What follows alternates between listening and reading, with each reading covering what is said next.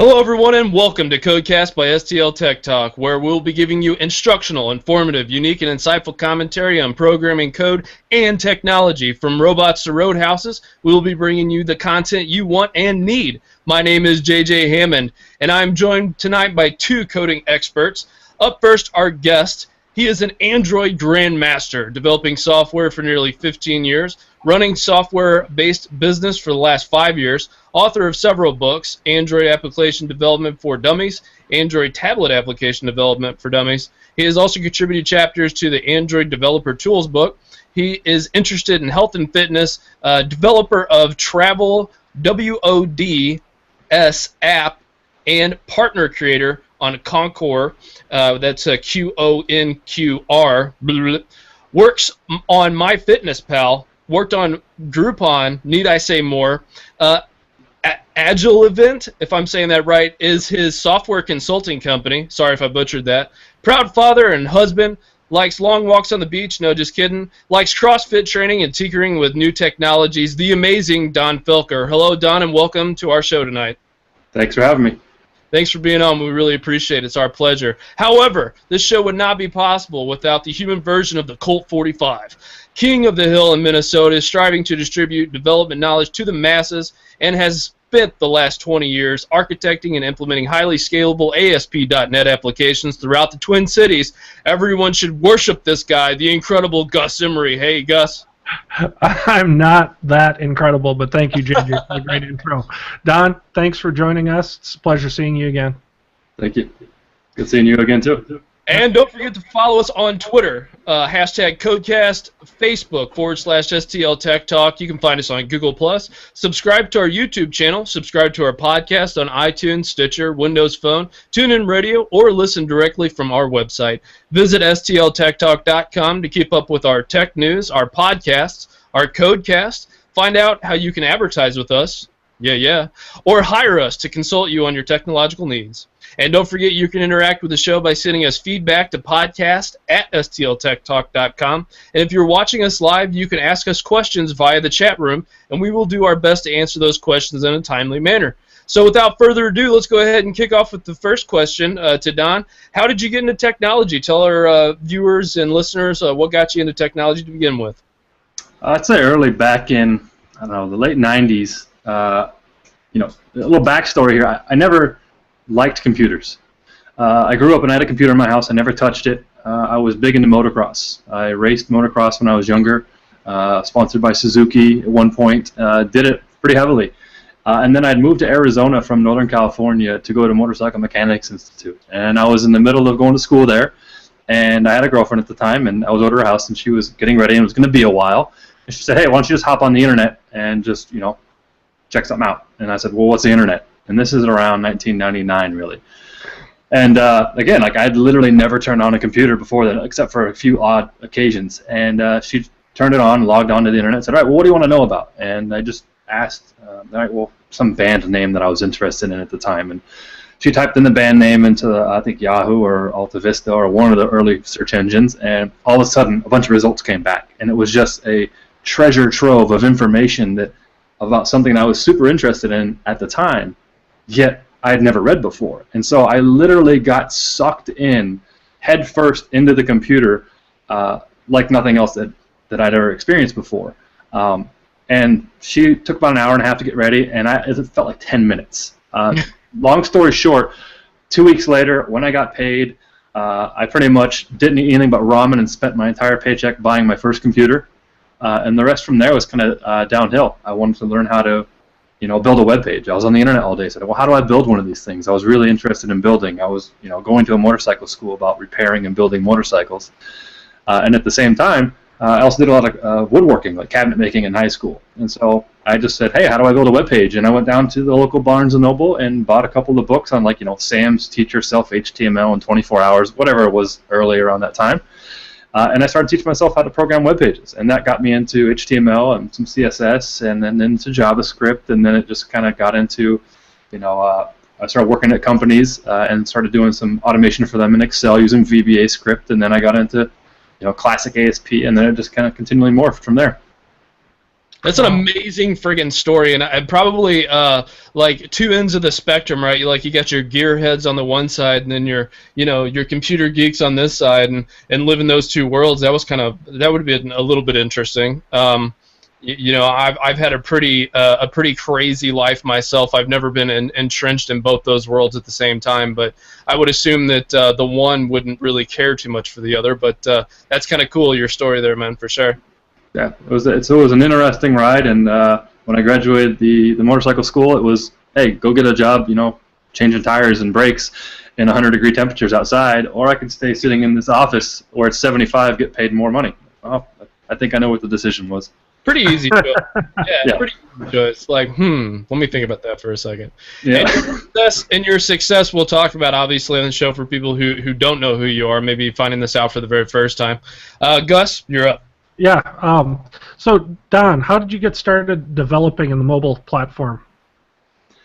Originally, when I first got introduced to mobile in like the Windows mobile phones, like those old ones that everyone thought was going to take off but never really did. Sure. I was introduced to those and never really had some success. Put that down, went back to regular web programming, and then I was living in Minnesota in 2008, and my wife needed a new phone. She had an old Sidekick, which she loved. She wanted the flip-out keyboard, and at the same time, the T-Mobile G1, which is the first Google Android phone that came out, was pretty much dropping around the time she needed a new phone. And so the day it came out, we went out and got it, and she just started using that phone. I had some old, I think I had a Sidekick 2 or something. And at that point in time, she had it. I was working actually with Gus at a consultancy in Minnesota called Magenic. And I had some time on the bench, meaning that I wasn't out consulting at a client.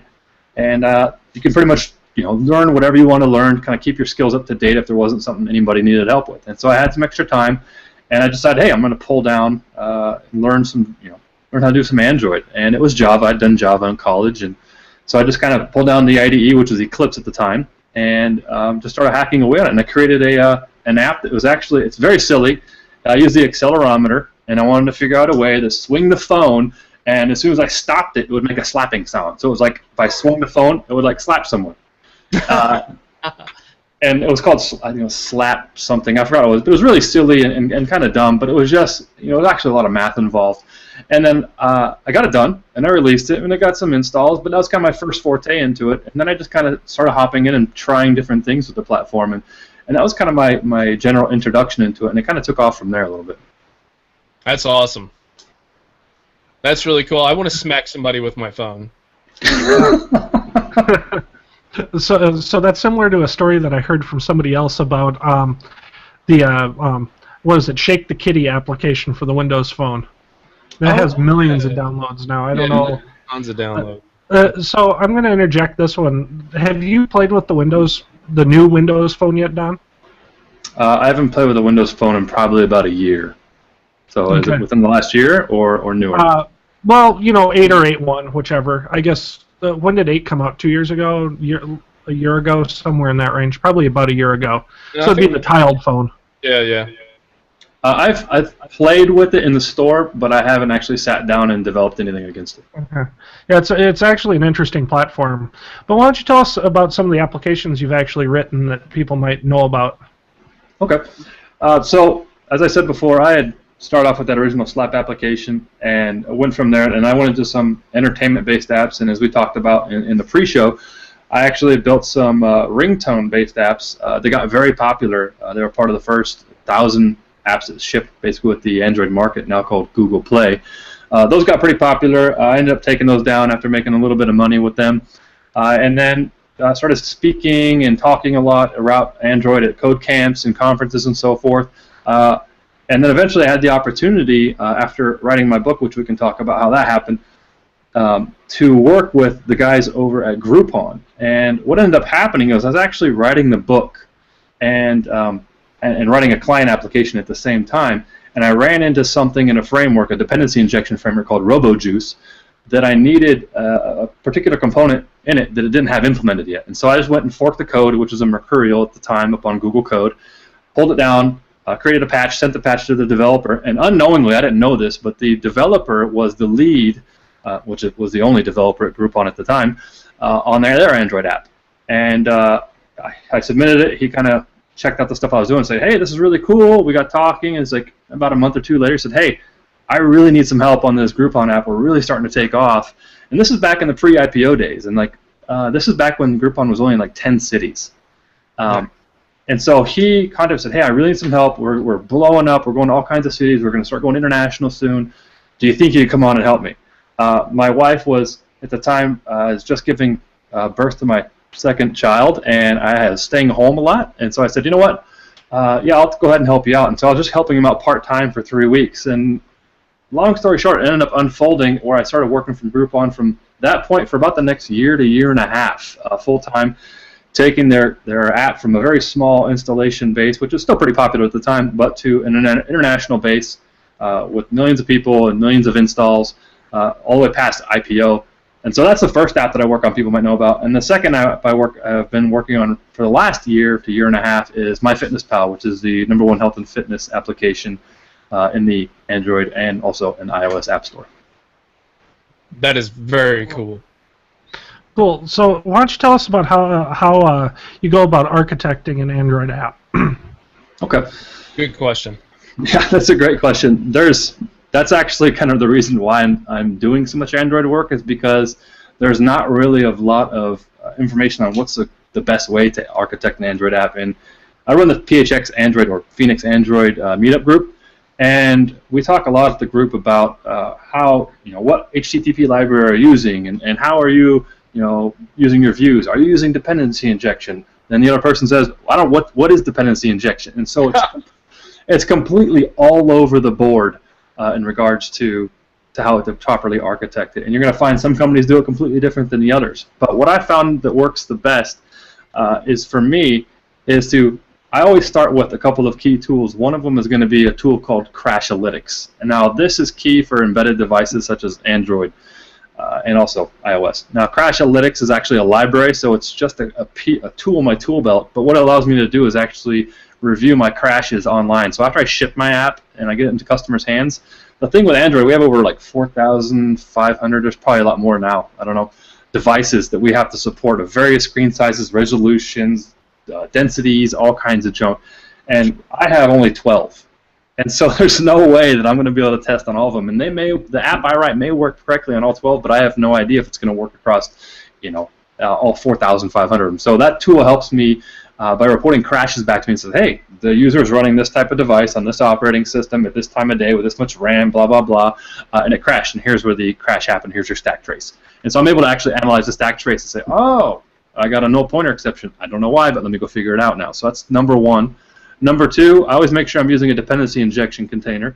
And I used to use RoboJuice a lot, but RoboJuice had a lot of reflection, and I was actually a contributor on the team. But a new one came out from the Square guys, which was the payment thing you can plug into your phone and swipe the credit card. Yeah. Those guys are very active on open source, and they came out with a new one called Dagger. And so I use Dagger as a dependency injection framework. And then at that point, I start kind of figuring out what we need to do with the app. Now, each app's going to be different because some applications only communicate locally. They don't need to communicate with a third-party system. Maybe they're just you're going to play the local music files on your device, so I don't need to stream data. I don't need to stream anything, so I don't need an HTTP library. So that's going to be architected a little bit differently than as compared to something like MyFitnessPal, where we have to go communicate with a third part with our APIs to pull down your diary information and your food journals and your exercise journals and stuff like that. So based upon which direction we go, I'll then determine if it's an HTTP library is going to be used, or if we need to use a custom like Google prototype protocol buffers or something like that, and then kind of just move down that road. And at a high level, I kind of tend to follow. We have the UI layer being the Android activity, and then I kind of like to break things down into like services. And you've seen this on the Martin Fowler Patterns of Enterprise Architecture book, where it kind of breaks everything down into like the onion layer. And then horizontally, you kind of have either domains, domain objects, or data transfer objects that kind of sit vertically on all of your layers. So we have the view, we'll have the services, where I can kind of communicate with various different repositories. And the repositories, again, are going to be where the data is stored. And that may be a SQLite database, maybe a file, maybe an API. But I tend to abstract all that away and then use interfaces and pass those around so I can actually do some type of unit testing with Android as well. And following that loose kind of approach, it kind of fits all the paradigms, and then it's just going to be a little bit different depending on type of application. If it's a just a local only application, or if it's going to communicate over APIs, or if it's just going to perhaps just be a little bit of like a timer-based application. So each one's going to be a little bit different. So how about the gestures piece? How do you figure out which gestures to use? Are there standard gestures, or do you make some of them up? That's a good question. The gestures is an interesting thing. In my opinion, I like to stick with simple, what people know. I'm not one for reinventing the wheel or trying to be very clever with the gestures. You'll see some app out there, you create a figure 8 and it does something, and you swipe in a particular direction, it does something. I tend to stick with the traditional gestures, left, right, up, and down, and then maybe lately there's been a new gesture in Android where you can do 2 fingers to drag down and it will expand something. I like to stick with those simple gestures. I don't really have to take it beyond that, because at that point you're having to retrain a user or trying to train a user, and if my app is there to solve a particular pain point, or my client's app is there to solve a particular pain point, I don't need to create another pain point of usability. Right. So not like a game where you're, more functionality over aesthetics, I guess you could say. Exactly. So I just tend to stick with the basic ones, and I don't make them too complicated, whatever. And now, when you can use them, that's different. You may have view pagers where you're sliding data back and forth, left and right, or of course, scrolling is going to be up and down. But that's kind of about it. Yeah, that's kind of the whole Microsoft piece, right? Where they want specific, standard gestures, just because everyone knows what they are, and it's much easier to use the application. Yes. It also depends, as you said, it also depends on the data. Let's see here. I just lost my train of thought. It's the first time I've done that in a while. So why don't you tell us a little bit about how to develop these? I mean, what tools do you use? How do you go about starting this? Or where do you go to get it? So if you want to start developing an Android app, it's actually fairly easy, and that's one thing Google made great from the beginning. Initially, when you were to create an Android app, you would go download the Android SDK at developer.android.com, or d.android.com is a shortcut for it. And you would download Eclipse, which is a free IDE, and then you would download the Android development tools, which is a plugin for Eclipse. And Google was very smart in doing this because they didn't have to develop an IDE. They used an existing IDE that supported Java right out of the box, and they created a little plugin for it, and you could just download that and then start following certain tutorials on developer.android.com. Now the landscape has shifted and there's more tools available. You can use Eclipse and the Android development tools if that's what you prefer. And I do have many friends that still love Eclipse and stick to Eclipse. Personally, I would like to throw Eclipse out into the trash. I am not too big. What now? I think it's a little big. I mean, it's just massive. It's hard to understand. I've installed it, and I don't think I've ever gotten it to work right either. I've never got Eclipse to work right. Never, period. Yeah, there was lots of challenges, and to be honest, when I wrote my book, Android Application Development for Dummies, I had to write it with Eclipse because that's what was the popular tool, and we had to stick with the masses. And the chapter that I still, to this day, get the most emails about, I probably get a couple of weeks still, and that book's a couple years old, is your chapter on installation is wrong. Because literally, I can't seem to get it installed. I can't get it set up properly because the installation instructions change so often on Android site that they were out of date literally within a month and a half of the book being published. So, anyway. Well, that is one of the problems, isn't it, with any mobile development right now, whether it's iOS, Android, or Windows Phone. Everything's changing so quickly, it's really hard to keep anything in print, isn't it? Yes, totally. And I had this discussion with Marco Gargenta of Twitter, and he's also another Android book author. And we were at NDevCon earlier this year, and we were talking about writing books in general. And he had said something that stuck with me, and he said something to the sort of, if I write another book, I'm going to have something with some more shelf life, meaning that I don't want it to go out of date in about 2 months. You spend all this time writing a book, and then all of a sudden it's out of date, and it's really frustrating. Yeah. So, And then Apple releases a new language. No, I'm just messing. So you know, it's one of those things where I would assume that approaching the print version instead of, you know, maybe an online book that's, you know, that can be edited in real time or whatever the case may be is and re-downloaded. I know that that's kind of been a popular trend. Have you thought about doing any of that stuff about you know, being able to edit your own, you know, kind of self-published book, anything like that? I have thought about that. The problem, again, with technology is when you develop the books of technology, you need a lot of screenshots. And these screenshots, again, they change very quickly. The menus change a lot. Yeah. And that it's very time-consuming to go in and get, you know, good, proper screenshots, have all the, you know, your project set up properly. The menus change. All of a sudden, this part of your app is completely invalid. And so keeping that up to date is something that I can do. And there are people that do it, but it's something that I don't have a lot of passion for. I think I find more frustration in it than anything, just because it's just a constant churn, and it's very hard to keep up with. Yeah. So, and to Gus's point, so what do you do and from a developer perspective, to make sure that the skeleton of your programs are where you want them to be? So, tell us a little bit about about that development. Definitely. So, just to wrap up the IDE thing, Eclipse was the original one to work on.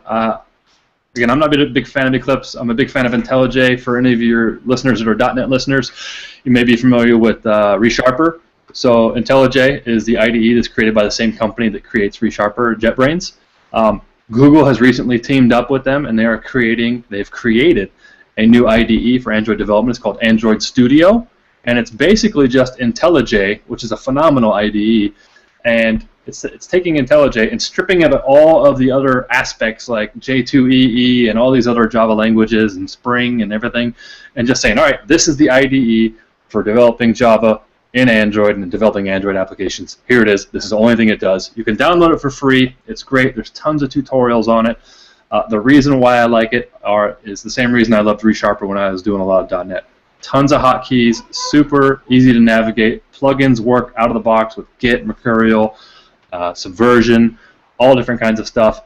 Integrates super well both on Windows and on Mac, and it just works great. And that's what I've been working with. Now, to your recent question about what do I do for like the skeleton app, I used to just kind of take a file and copy and paste it, or a project and copy and paste it over, and then I would have a bunch of things to change. In Java, we change the packages. You got to change the folder structure, and you're doing this for a day or two or a week. Depends on how big the project is. You're ripping old things out. You're putting new things in. And I found myself doing this over and over and over and got really tired of it, and had a lot of people ask me, well, how do you start a new project with all these things set up? It's a real pain and so forth.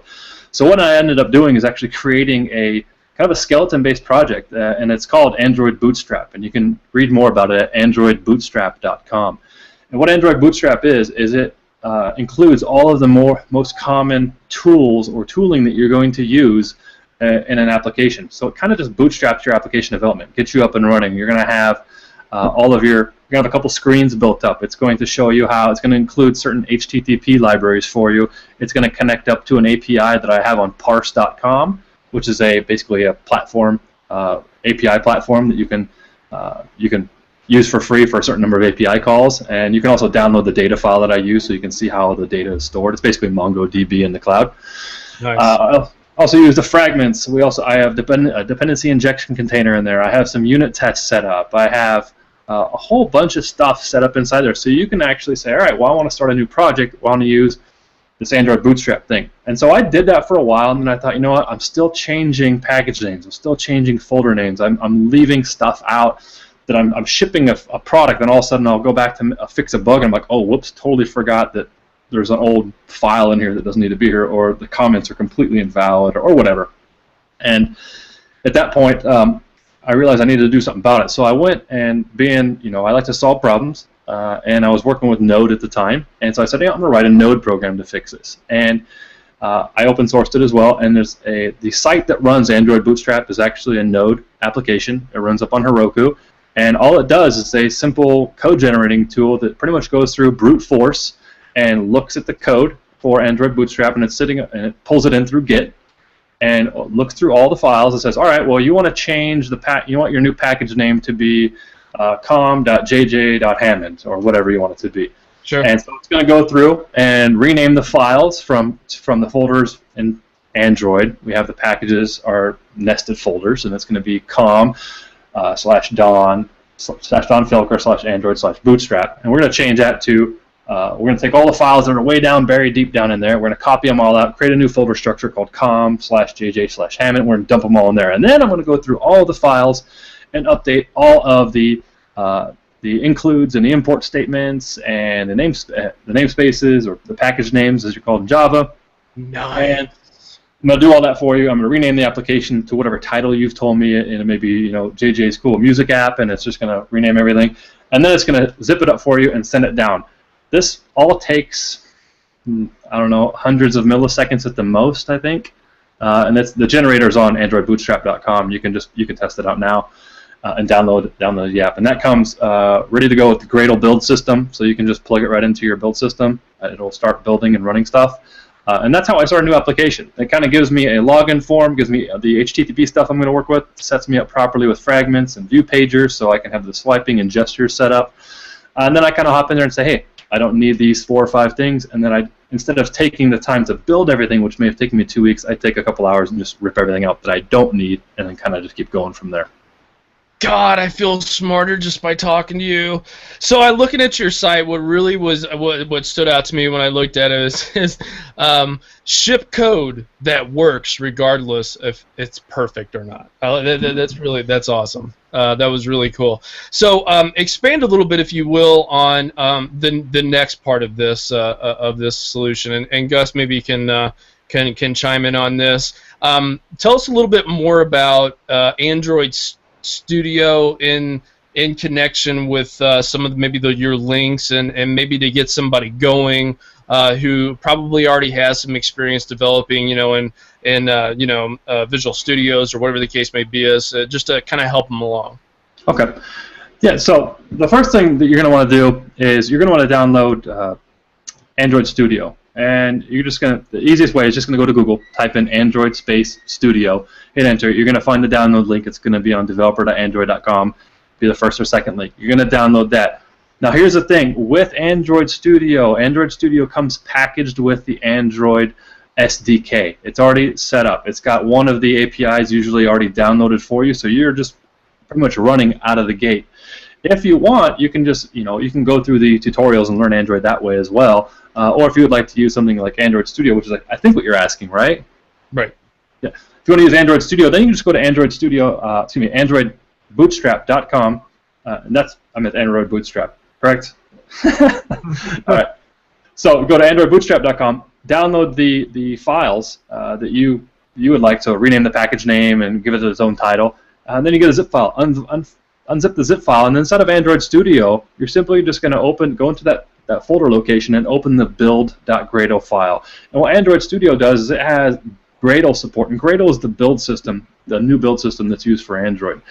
Android Studio will read the build.gradle file, which is basically like a MS Build kind of file, or a NANT file, and it reads that file and says, oh, okay, well, it has these dependencies. I need these 10 libraries, so it's kind of like NuGet, but we use something called Maven and the Maven Central Repository. And it looks at those and says, hey, cool, well, you need these 5 dependencies. I'm going to go get them for you real quick. Goes and downloads them. And then it starts building out the project structure, and it's just the folders and everything like that. And then once it syncs and gets all the dependencies that it needs, then at that point you're ready to start coding. The only thing that's different for people that may be coming from like .NET is a lot of times you're used to the Solution Explorer on the right-hand side. Yep. IntelliJ can be configured that way easily, and a lot of people do that come from .NET, but it's just flipped. On the left-hand side, we call it like the project structure, and that's where it is on the left-hand side. You have project structure, and then if you want to look at your nested dependencies, they're just right below that, and you can look at the dependencies. And at that point, you can just decide to hop in and say, hey, if you need the login form, you can keep the login form. If you don't, you can remove the authenticator piece, which is just built in there. There's actually one line of code, and it's on the forums for Android Bootstrap. It says, hey, I don't need the login component. Oh, cool. Just uncomment or comment out this one line, and you don't need it. You can keep it there if you want. It won't hurt anything, but if you want to use it later, but there it is. And at that point, people can then get up and start running. Now, what they're going to develop, that's for you to imagine. Yeah, that's true. I mean, we've seen some of their apps now when they're first getting started. But Gus, do you have any more integrated questions with that?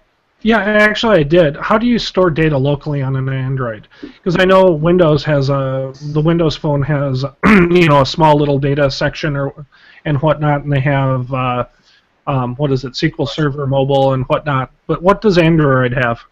So Android uses SQLite, and that's stored on the actual device itself, and it's going to be inside. Again, Android being basically a port of Linux. It's going to be in the file system under /data /the package name. So in this case, it would be com.donnfelker.android.bootstrap, and then inside there, I think it's /databases. I'd have to look it up. I always have to kind of CD and put the directories in there, but it's inside of there. And each one of these directories, if you're in the emulator, you can navigate to any of the applications inside of the emulator because you pretty much have root access. Now, a phone that's stock.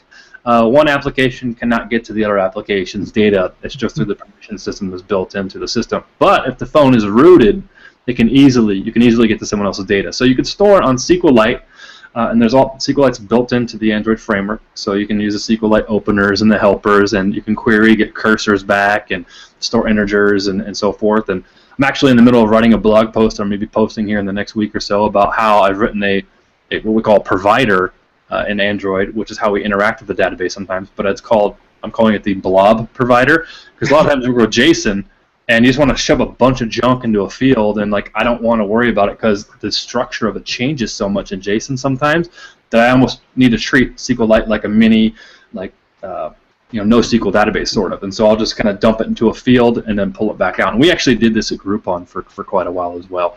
So you can store in SQLite. Other ways you can actually access the file system. So you can store things on the SD card. You can download MP3s. You can download huge files. You can download movies. Anything you can write to the SD card. And again, this is all available in Android natively. Now, if you need to write to the SD card, though, you're going to actually have to ask the user for permission. And so at that point, it's kind of the options are endless. You can actually use a custom file format. You can use text, XML, JSON. I've done kind of all of the above, and it works very well.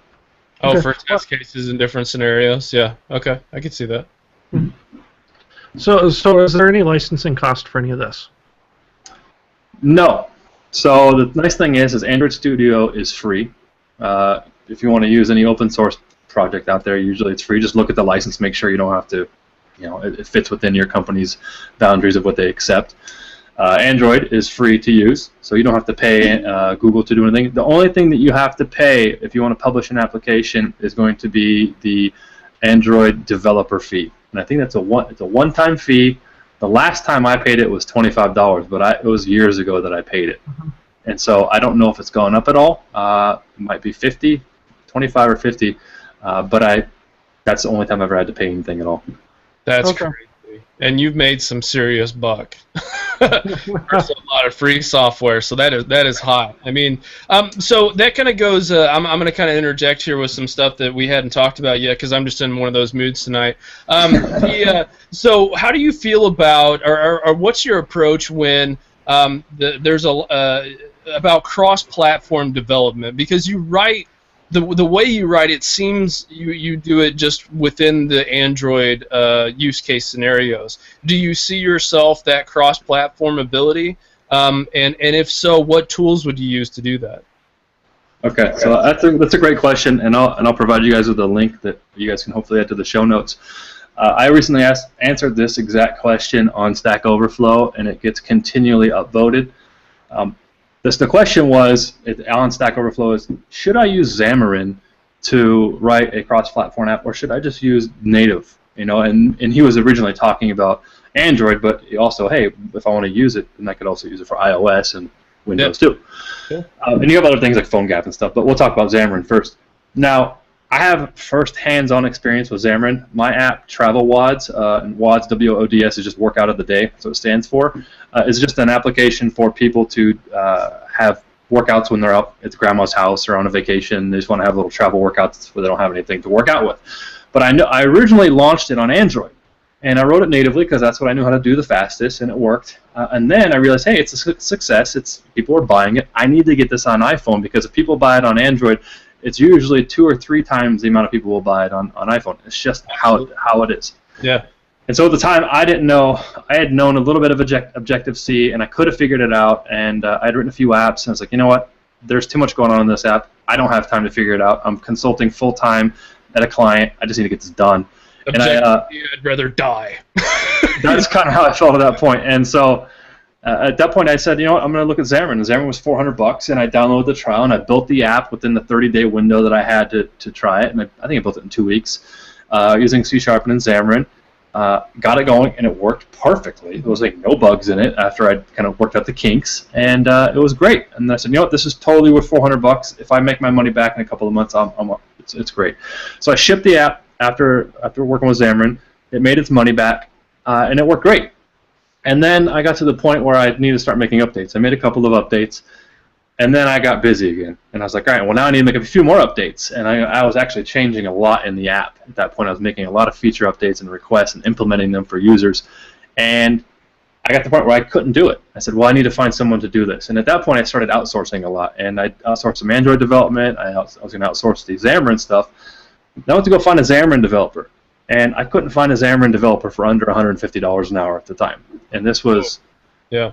This was 2009, I think, probably, maybe 2010. Right. Oh, and Xamarin was very young, and I couldn't find a cheap one at all. And at that point, I was like, wow, I got to reevaluate the situation. And I put the development of the iPhone app on hold for about 6 to 9 months because of that. I just didn't have the money to pay for it or the time. And so at that point, I decided I did some research and found out that it was much cheaper for native Objective-C developers, and I found a native Objective-C developer actually overseas, and he'd quoted me about $1,000 to port the app to Objective-C, and all he wanted was screenshots and the data. He didn't want any of the code. He said, just tell me what it's supposed to do, and I'll port it. Nice. And so he pretty much wrote it from scratch in Objective-C and made it look exactly the same. And so that's what he did. And in the end, he got it done for $450, which was absolutely amazing. Yeah.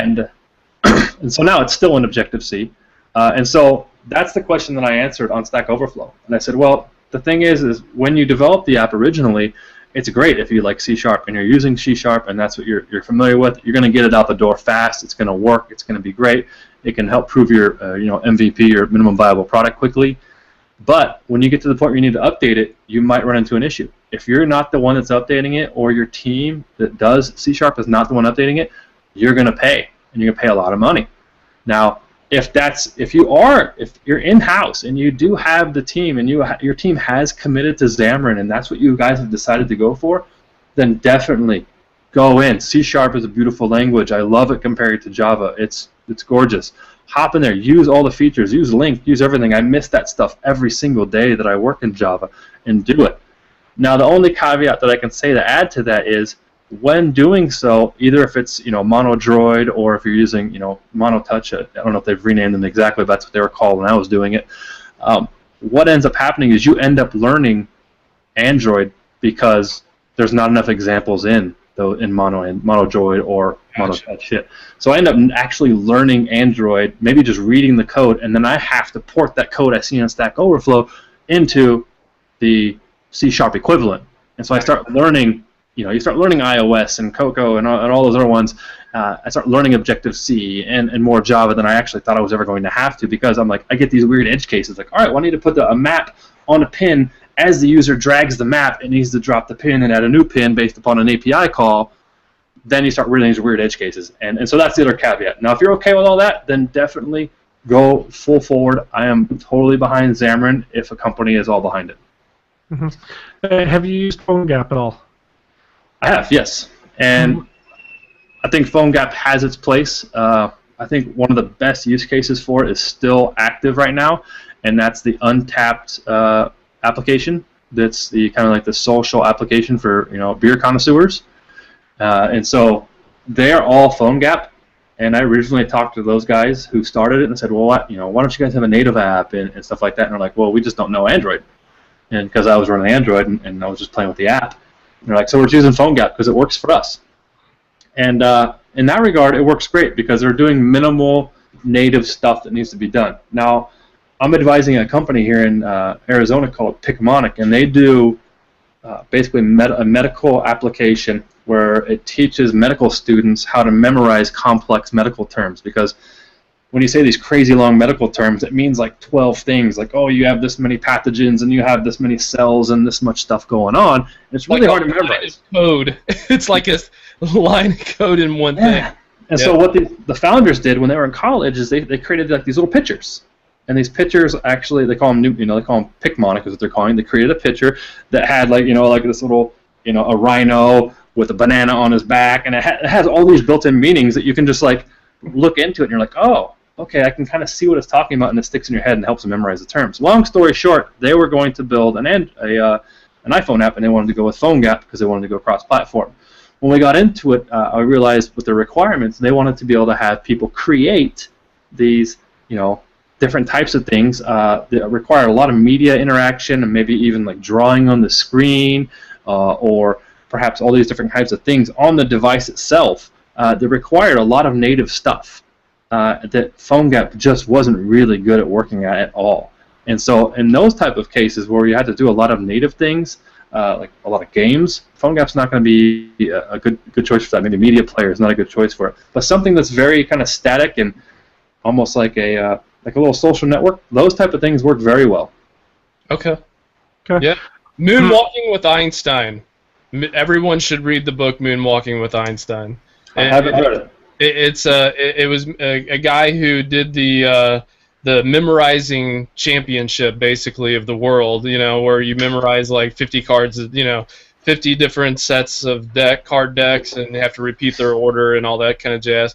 But it's an intense, awesome read. But basically, trained his mind to be able to remember these things with a rhino, with a banana on his back, and all this kind of jazz. And it turned out that the last card that he had to memorize in this deck was Einstein Moonwalking with Einstein. So that's what the name of the book is. So everybody should definitely read that if they want to remember anything and make it through college.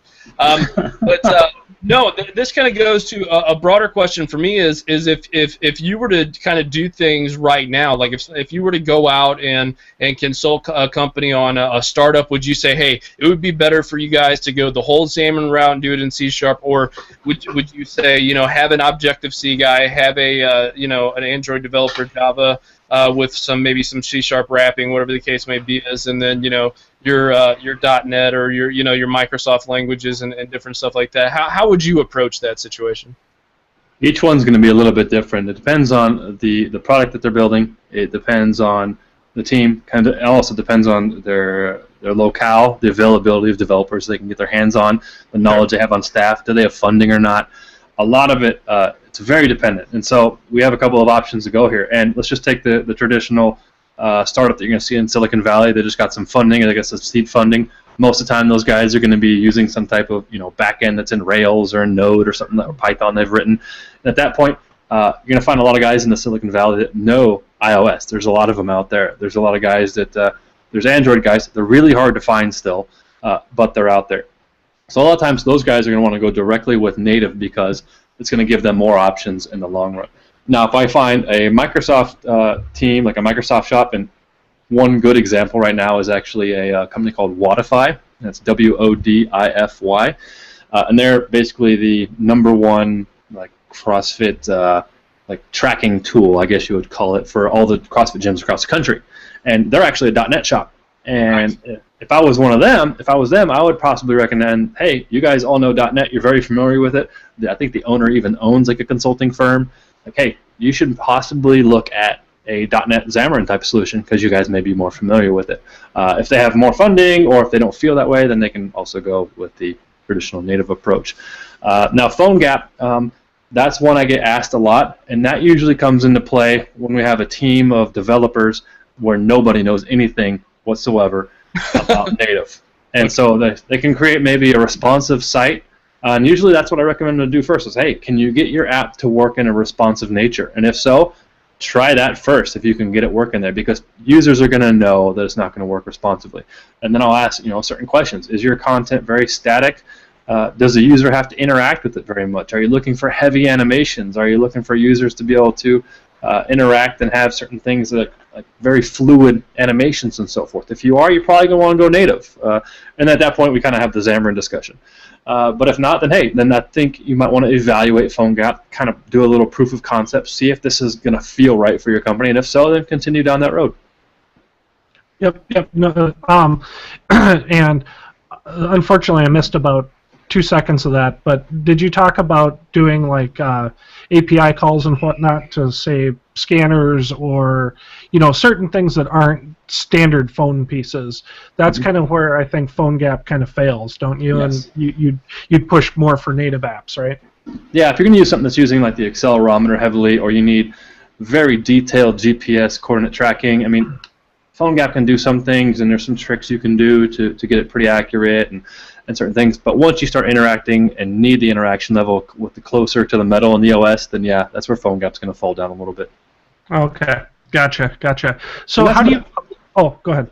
And that's just in my experience. I mean, there's always going to be people who say, look, you can do it, but I'm just kind of going with the 80-20 rule here, saying the majority of the time that's where it's going to fall down. Okay. Yeah. How do you publish these apps? I mean, are there steps you have to go through? I know there's I don't think there are specs for Android. I know there is for iOS and Windows, but what are the steps that you go through to publish an app? Okay.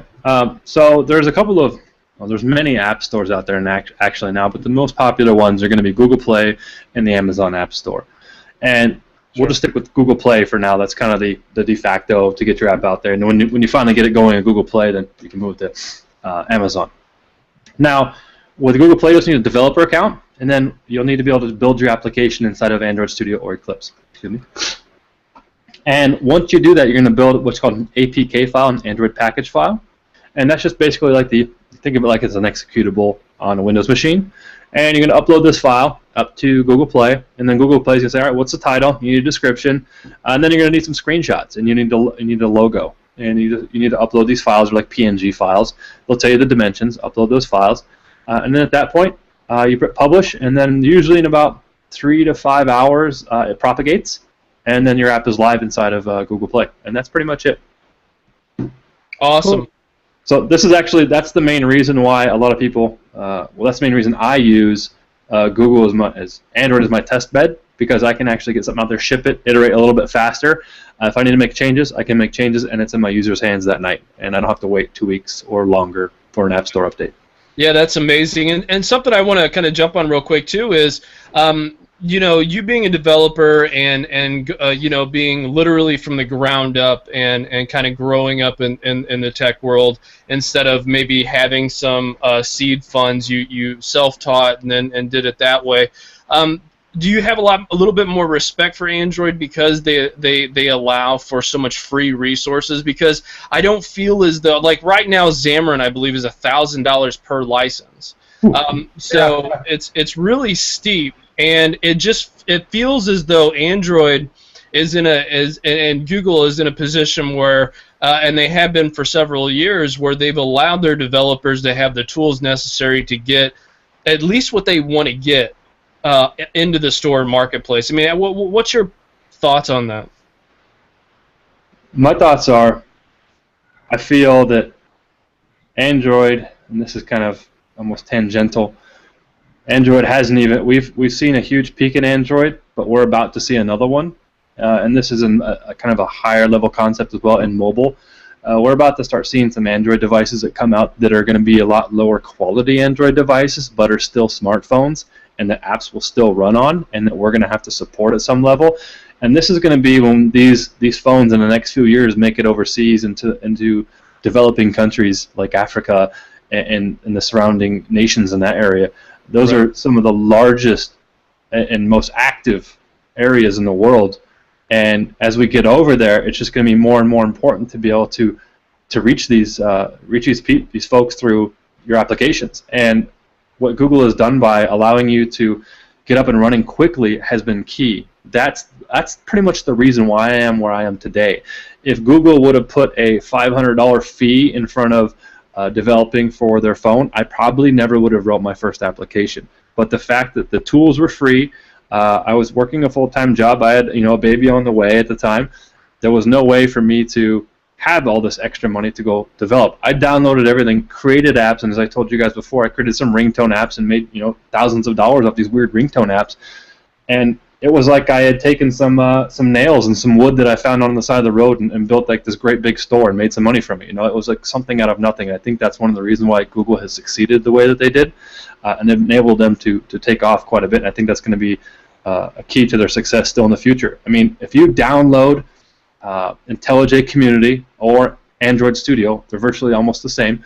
If you download Android Studio, it's free, and you start playing with the IDE, it's amazing. I recently had a very good, he will remain nameless because he's known in the industry, a very good developer friend of mine I know that used to be a trainer in the Midwest, and he said, don't tell anybody this, he says, but I actually think that Android Studio and IntelliJ is a better IDE than Visual Studio. And then he goes, I can't believe I just said that. Oh my goodness, And that's just from his experience working with it. He is a humongous Windows fan, and he loves it. He runs Windows now. He has a Windows Phone. He loves it. And but he has just gotten so used to it, and the tooling being there, more and more people are seeing this. And I'm a big advocate of these free tools, and it's made my life a whole lot easier. And I think it's just going to get easier in the future.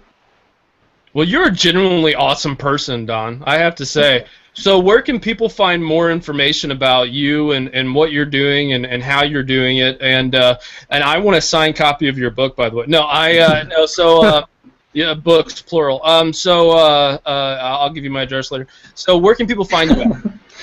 You can reach me online.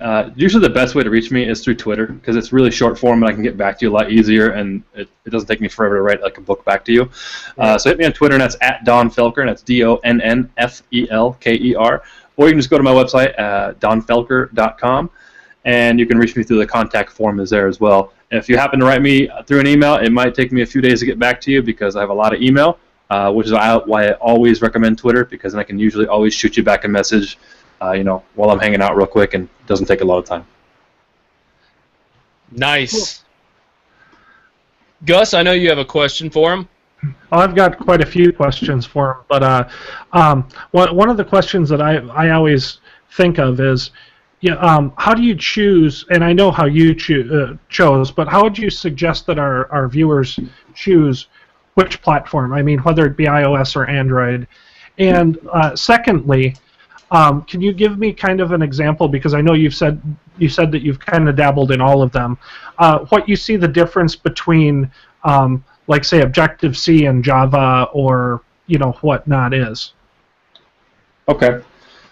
So if you're going to pick a platform, this, again, I hate using the term it depends, but it really does. If you're writing an application that's going to be targeted towards Android Android users, such as a new type of lock screen, which a few of these have been acquired recently for millions of dollars, well, then you have to target Android. And Facebook has done that with similar lock screens as well.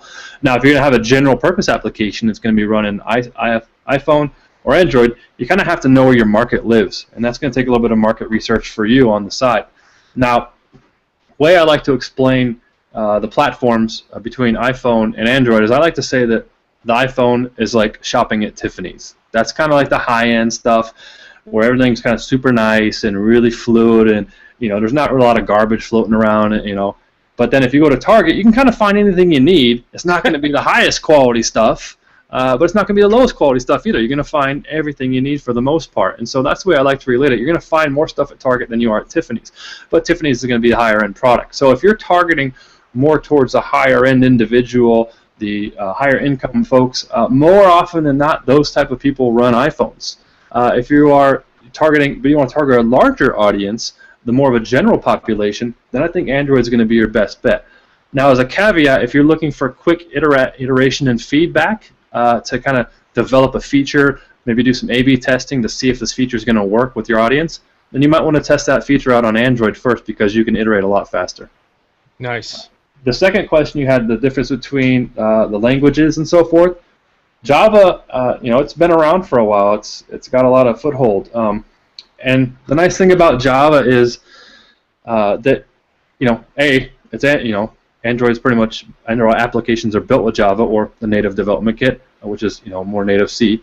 Or you have Objective-C for iOS, and Objective-C is just going to be more of Apple's type of language. I mean, they just recently released Swift, which is very, I know I read Hacker News the other day, and people were saying, well, it looks kind of like it pulls some stuff from Ruby, but pulls some stuff from Python, but kind of looks like C, but doesn't have semicolons, and it kind of looks like a little bit like Go, but then it doesn't.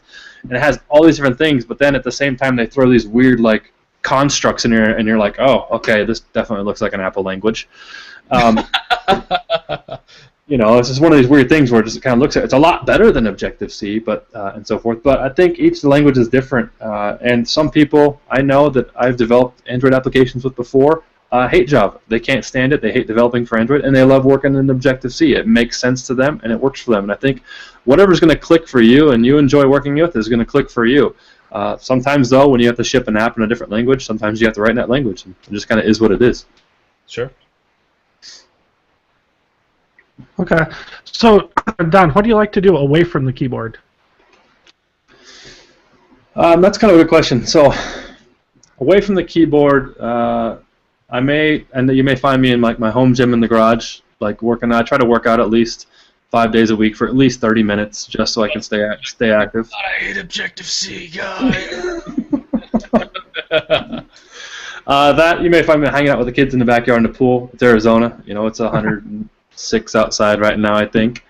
So you may find me doing that, but usually you'll find me back in front of the computer. When I'm not developing client apps, I'm usually working on my own products. I'm a big fan and a big proponent of the kind of the bootstrap software movement, the solopreneur movement, where you develop your own products, you sell them, you market them. I find that very fascinating. I find it very fun. I find it fun building these types of software businesses.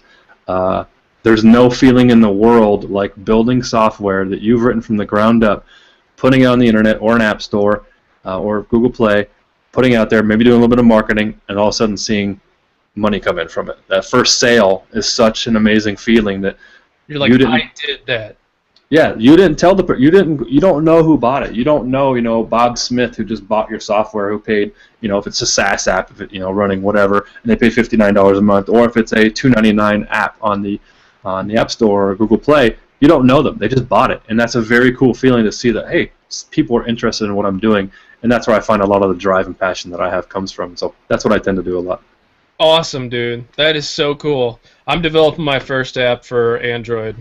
Oh, yeah? The next coming weeks, yeah, just for the hell of it, just because of you and tonight's episode. Gus, what's the next line of questions here? Well, next we ask all of our guests a question. And yours is, what do you see as the next technology niche, Don? The next technology niche is actually, kind of flip this on its head, is it's not actually a niche. It's actually a culmination of everything. And what I mean by that is back in the late 90s, we all had desktops, and we built applications with VB6, and that was the thing. That's what you did. And the internet came around. Everyone wrote CGI applications, and then that was the next big thing. And then we started writing dynamic applications with PHP and classic ASP, and then it went to .NET and Rails, and now we're into Node, and now we have mobile, right? And so what I'm seeing is, and now we're starting to get more into the Internet of Things. And for those who are not familiar with the term Internet of Things, is like think like the. What did you say? Build Windows. So like the Internet of Things, we think like the Nest thermostat. Like it's connected to the internet through your home router. But I'm in Arizona. I could be in Georgia at a conference, and I may have realized that, oh my goodness, I've let my air conditioning on at a really low rate, and I'm not going to be home for the next week. I can just open my phone, tell my air conditioner to turn back up to don't turn on until it's 80 degrees or 85 degrees from my phone. I think that's what we're going to see here in the near future, is a convergence of Internet of Things. We're going to be controlling our sprinklers with our phones. We're going to be controlling our home automation with our phones, with SMS messages. We're going to just be sending SMS messages from our phone. We're going to be sending instant messages to tell the thermostat to increase. There's going to be cloud infrastructure, such as a new one coming out called Skynet.im, and that's yeah, seriously. They have to call it Skynet. I mean, really. Yeah, and so let's develop that a crew out here in Arizona at the Node user group. These guys have been developing it for a while. Chris Matthew he's the lead on it, and it's open source. Self-fulfilling prophecies. Is that what we're on now? Yeah. So you connect these Arduinos, and you can connect these Raspberry Pis, and they can actually start creating these like local little networks that they can keep extending themselves. And those are so cool. Yeah, and they can connect. And I think that's what we're going to see here in the near future is not that, hey, everything's going mobile. That's obvious. But the thing that a lot of people say when you listen to a lot of these talks is mobile, mobile, mobile. Everyone's going mobile. I agree. But what no one talks about is what's running the mobile. Right. It's all in the cloud. Right. So that's what's running it all. The mobile is just the interface. So it's still very important, mobile, but it's just a piece of the pie. Because now we've seen Azure is blowing up. We have AWS that's blowing up. Now we have DigitalOcean that got a ton of funding. They're starting to take off more. We're starting to see more of these providers. So everything becoming more and more interconnected. I think that's where the next niche is finding what is not connected now and how do I connect it. Well, and I think that goes back to your original point of this expanding into the developing markets, because the hardware may not necessarily be awesome, but if the cloud support's there, as long as they have a good enough call, you can, do all the back-end work from the cloud. Yeah, and that's what it's come down to. People say, look, well, I've got my 2 Raspberry Pis communicating, and I think that's cool, and there's a lot of uses for that. Underground tunneling may need to detect methane sensors. They may need to do that to relay methane sensors where there's no internet. That's fine. But there's also the majority of the use cases is going to be that I'm connected to the cloud, so is my Raspberry Pi. My Raspberry Pi connects to my computer, and I have it mounted to the outside of my door. And so when my computer the video camera's on like it is now, it just sends a signal to the cloud saying, hey, Don's video camera's on. My Raspberry Pi picks it up, turns on a light, says on air, on the door, and the kids don't come in, and it's just mounted on the door. And so I think that's where a lot of stuff is kind of going in the near future. And so it depends on if you want to get into stuff. I definitely would take a look at mobile, but at the same time, I would be taking a look at high concurrency stuff that maybe is in .NET that I'm not familiar with right now, or look at things like Go or Node.js or anything else of that nature. Nice. That is nice. That's really nice. I'd love to actually build some of those. So the one thing that I like is this whole Internet of Things, and Microsoft did a big, huge announcement about this at Build, and I know you probably don't follow Microsoft as much as I do, but the point still being is that everyone is kind of pushing towards this, right? And it's cloud-based or locality-based or Wi-Fi-based or whatever. Yep. But what I see is most of it's done with mobile development techniques. Mm-hmm. So it almost brings, the iOS, the Android, the Microsoft Windows Phone RT style piece right to the forefront of where we're going next. Mm-hmm. Right. I think, yeah. I'd have to agree with that, and I would add to it by saying that everything is becoming embedded, and as a developer, we really have to be careful with our resource management in regards to development. Yes. The number one error that I despise completely on Android is the out-of-memory exception. It's literally the hardest one to trace, to figure out what's going on. You have to examine heap dumps just because you've run out of space. You run out of memory, and that's going to be a problem for all of us. And that's just language independent. It happens on iPhone too. I think one thing to note at the same time regarding language in these devices is I'm noticing a convergence of Atwood's law, meaning that if it can be written in JavaScript, it will be written in JavaScript. Okay. Everything is starting to become is converging towards JavaScript. A lot of times when a new platform comes out, the first thing I say is we also have a JavaScript API. I mean, look at Raspberry Pi, look at Arduino, look at all these ones.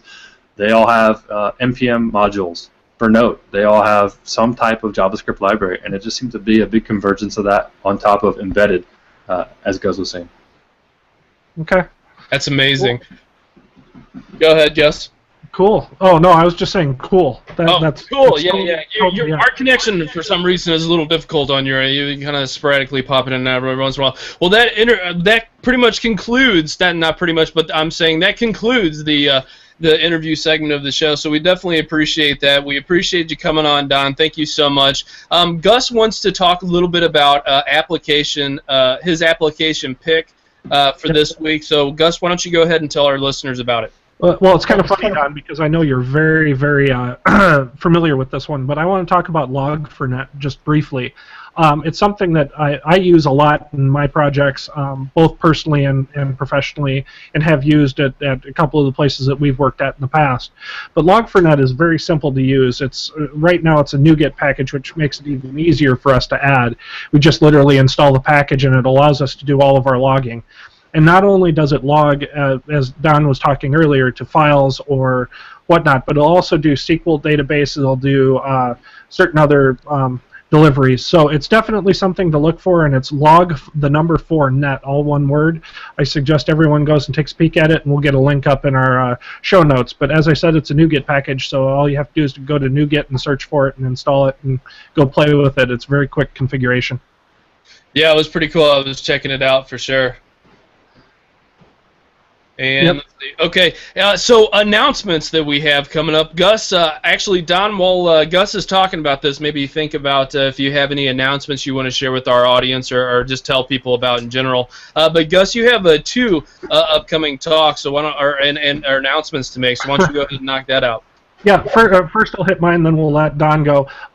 We have 2 upcoming shows. Next week we have Rob Tiffany coming on, from the Senior Project Manager from Microsoft Mobility, and he's going to talk a little bit about Windows Mobile and a few things like that. And then the week after that we have a special time too. 2:30 to 4:30 Central, we'll be interviewing or talking with Scott Hanselman about STEM in schools and how to get involved and get our children actually involved in computer programming. Because if what we've talked about during this show happens in the Internet of Things, I think we're going to see a lot more connectivity and a lot less developers able to actually take these jobs on. I don't know about you, Don. Do you guys do any STEM stuff down in Arizona? Have you been involved in any of that? No. What's the acronym stand for? Science, technology, engineering, and mathematics. And when your kids get a little older, one of the big things that's ravaging, through at least our area is robotics. And so Lego kits. It's Lego Mindstorm. Then they go up to a little larger one, and in high school in Minnesota, you can actually letter for being on the robotics team. So it's actually an academic sport now. Up here, I think we have 100 some odd teams. We're on second to, I think, California. Oh, or something wow. to that effect, where we were 2 years ago. So, I mean, it was really cool to see my son go through it, and, so it was fun. Yeah, they have a couple of things out here like that at a couple of the private schools, and I know there are a couple of the Lego companies actually that one of them's from here, and my daughter is actually, I have her signed up to go. There's actually the paper right here. She's signed up to go to the Lego thing in a couple of weeks at her summer camp, so should be a good time. Yeah. You're out there, so are you close to the Diamondbacks? Do you like watching them? Yeah, so they're pretty close, yeah. Yeah, so my cousin, who's on his way to being a major in the United States Army, he actually works with the science of baseball out there. So it's teaching kids the science behind all that, and it's just really cool stuff. And we're going to try to help and kind of push that as well. So yeah, having Scott Hansel on will definitely help us continue to get the word out and stuff like that about organization.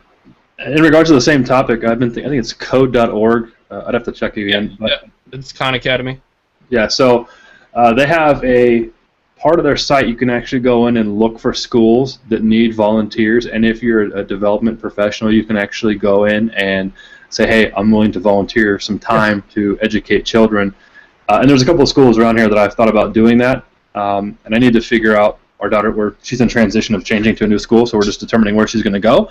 And once she does, I think I'll probably be volunteering to actually educate some kids on certain programming aspects, which would be pretty fun. Oh yeah, it'd be solid. If I was a kid, I'd be like, yes, that would be awesome. No, have you come over and show that for sure. But we also, Gus, you have a Code Stock July 11th and 12th in Knoxville, Tennessee. Yes, I do. Can't wait for that one. That one's going to be quite fun. Absolutely. We're also going to be covering Strange Loop. It's a developer conference here in St. Louis, so be looking out for that. We'll give you specific dates and stuff like that later. So having said that, Gus, was there anything you wanted to add to the end of this wonderful episode?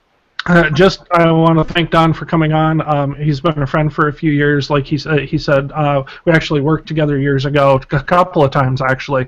Mm-hmm. And he's always been interesting and out there and doing community things. And I'm all for it. Not to mention the fact that I know you've taught hundreds or thousands of people a lot about development and whatnot, and that's good. Thank you guys for having me on. I really appreciate it. It's been really exciting. If anyone's interested in learning about more of kind of what I've been talking about and explaining recently, you can just visit my blog, DonnFelker.com. I think it's the second or third post on there. It's called Android from the Trenches. It's actually a recorded talk that I did at the Philly Emerging Tech. It's gorgeous. It's totally worth. If you're gonna blow some time on a freaking stupid game or something, don't go watch this. You're gonna get smarter. I'm telling you, you're gonna get a contact smart. I'm telling you. Yes, I completely agree. www.donnfelker.com. You can't lose. You can only have stuff. I totally agree with them. So thank you guys for having me on. I really appreciate it. And if anybody's ever in the Phoenix area, let me know. I run the Phoenix Android user group, and if you're just in the area having fun and having a vacation, let me know, and I'll see if I can catch lunch or coffee with you. All right, Don, don't hang up when we end the show. I want to talk to you. But anyway, so Gus, thank you so much for everything that you do. Thank you, Donn Felker, again, for being on the show tonight. We can't thank you enough. And to thank all of our fans. We love and thank you for your support of the show. So from the entire STL Tech Talk crew, good coding. We're out. Thanks, everyone.